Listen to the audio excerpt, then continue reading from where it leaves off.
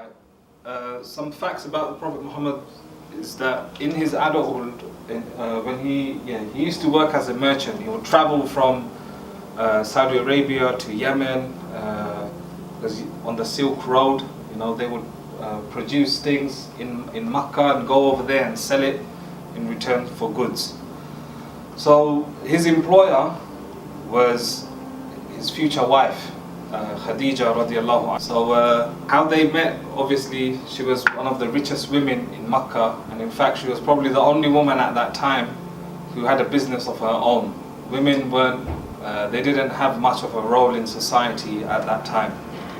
So one day, for one of those journeys, she selected him to be in charge, and cut the long story short, when he returned, subhanallah, she made so much profit from that expedition compared to all the previous ones. The way Muhammad gave a report of where every single dime was spent, she found that very, very, his honesty won her over, and it was soon after that she sent word that she would like to marry the Prophet Muhammad sallallahu alaihi wasallam, and we went from there.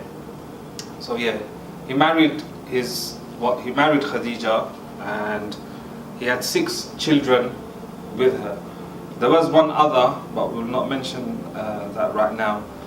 And so as long as she was alive, that was his one and only wife. And even till the last few days of the Prophet Muhammad sallallahu alaihi wasallam's life, he would always make reference to Khadija. But she was the first person who supported him, who listened to him, and he learned so much from his wife. You know, she supported him at a time when people weren't supporting him at all. People were very violent. People tried to assassinate him, and despite all of that, there was also a boycott for about 3 years. The tribal leaders made sure that no one conduct any business with these Muslims. No one should support Muhammad, and even uttering the name of Allah, of God, was it was a punishable offense. So even at that time, his wife stood by his side, and she was there for him until her last breath. Right. So I mentioned